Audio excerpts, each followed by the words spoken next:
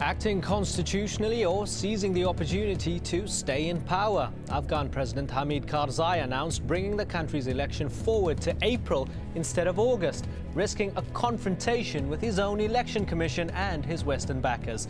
Will the decision help him or harm him? This is Inside Story.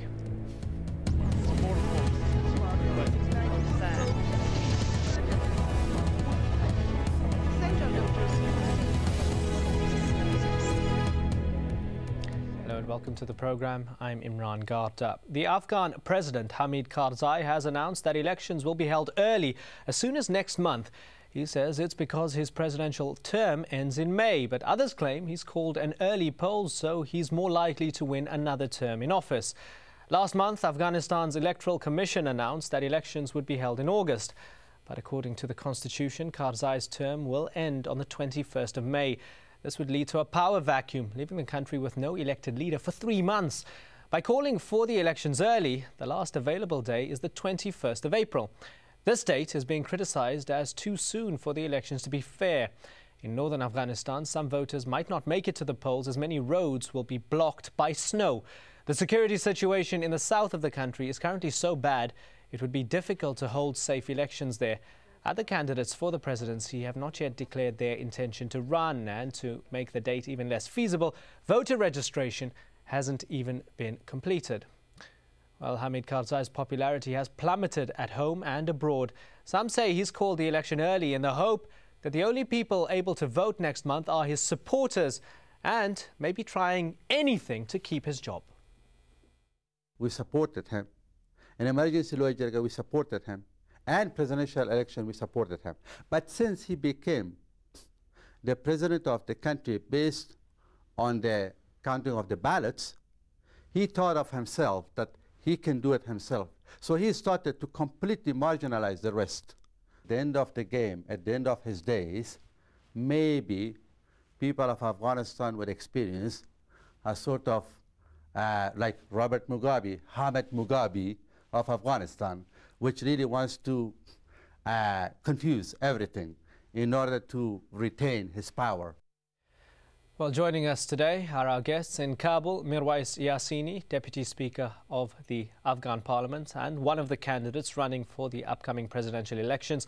In Washington, D.C., Hamid Karzai, Director of the Center for Conflict and Peace Studies in Kabul, Afghanistan. Also in Washington, D.C., Hilary Mann-Leverett, former Afghanistan and Iran Director for the National Security Council at the White House and the State Department. Mr. Karzai, if I could start off with you. As you heard, one former ally, now opponent, Wali Massoud, called the Afghan president Hamid Mugabe for his way of running the country. Was he a little bit harsh there? Bismillah ar-Rahman ar-Rahim. It's ironic. What has happened is that the president is doing something constitutional. He's asking for the constitution to be implemented.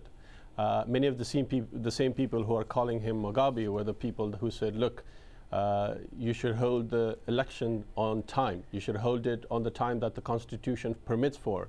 Not that the president has asked for the constitutions to be put on the time that the constitution requires him for. People are criticizing him. So even if he had had it in August, he was still being criticized, and now he has put it forth on the time that the Constitution requires him to do it on. Now he's being criticized by the same people. So in either way, he's just not in the appropriate position. Well, Mirwais Yassini, isn't he within his rights to call for that early election, as Mr. Karzai said? Well, first of all, thank you very much, Mr. Imran. I would like to say that we were speaking, I mean, the Parliament was speaking since a couple of years, particularly during 2008, we very much stressed about the election. I mean, during the interview, during the session of the Parliament, that the election must have to be held on time.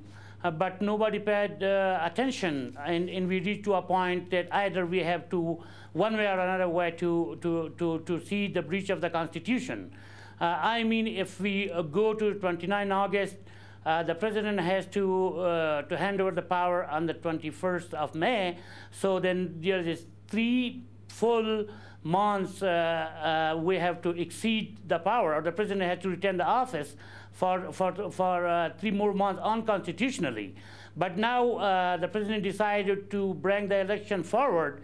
This is another breach of the Constitution, because the candidate has to declare themselves. The election has to be held either 60 days or 30 days. 60 days will be 21st March, and 30 days will be 21st April, which is not going to happen. That is not practical, and that is against the logic, that is against the conscience. So we are actually facing the crisis here, and those are constitutional crises. Constitutional crisis, says Mr. Yassini. Hillary Mann Leverett, is this decision by Karzai the sign of a desperate man? Well, I think it's actually the sign of a good politician. I think he sees opposition candidates inside Afghanistan as very divided. They can't decide whether they want him to have the elections really in May or in August, as you know, as the previous speaker suggested. I think it also shows an astute understanding of what's happening here in Washington, which is a critical piece.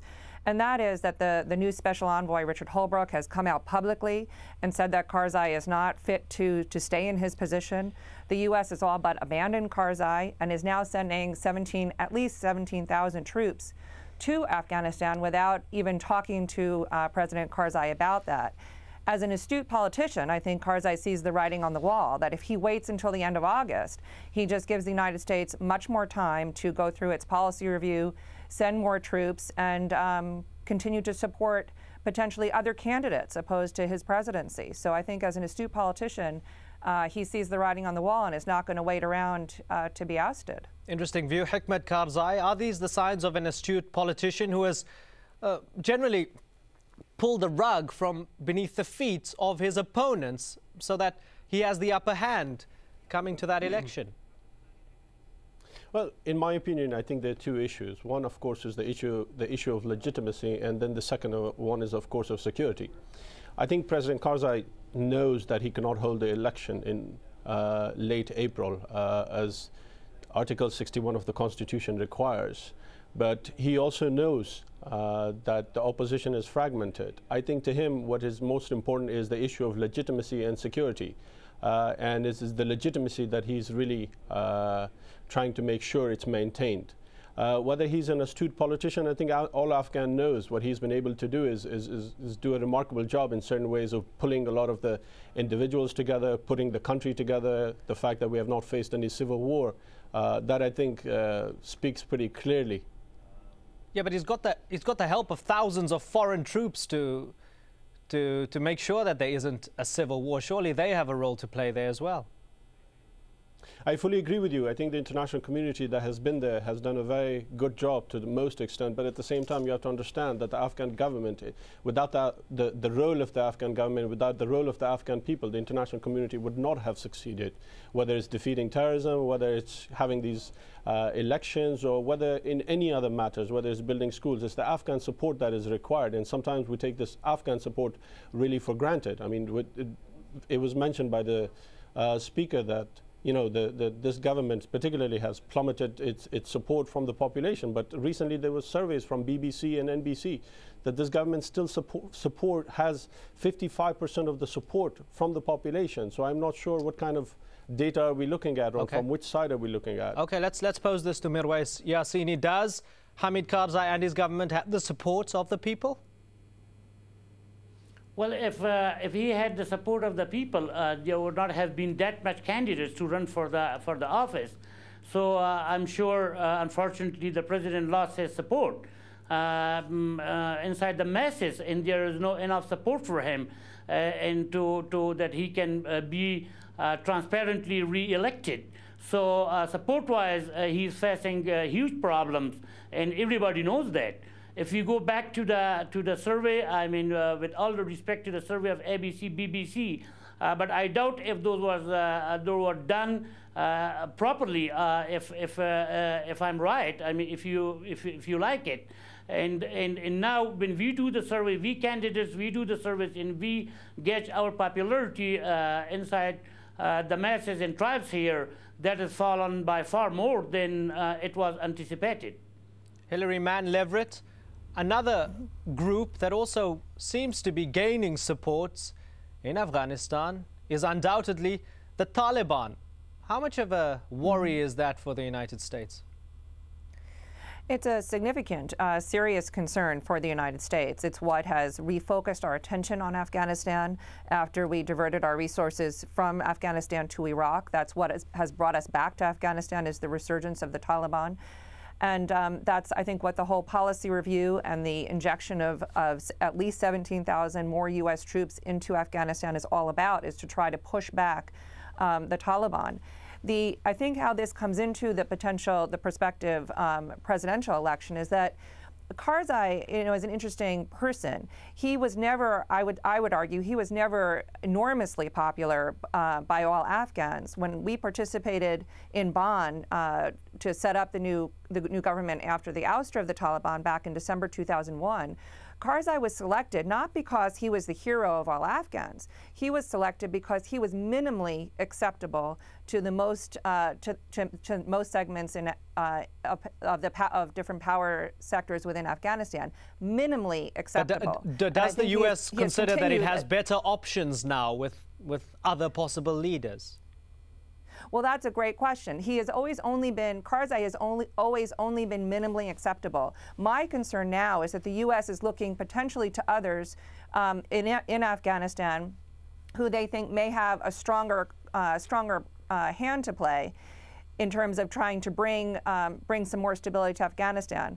My concern there is that I think the Americans looking at this are looking for the next strong man in Afghanistan, and they think whether that's Masoud or Dr. Abdullah or others, they think maybe there's someone stronger than Karzai. The concern is in such an ethnically divided country like Afghanistan, to take one of these other players and to promote him with CIA funding or military support is very dangerous in such an ethnically divided country. The asset that Karzai has is that not that he's tremendously popular, not that he's done a fantastic job, but that he's minimally acceptable to the most segments of the population. And he has, of course, the Pashtun background, which if we dismiss that outright and support, particularly for the Americans, to support another candidate who doesn't have that kind of background in the South, we've seen that problem before in the in instability, civil war, and chaos there. All right, it is time for a short break. When we come back, we further examine the external factors affecting Karzai's decision. Do stay with us.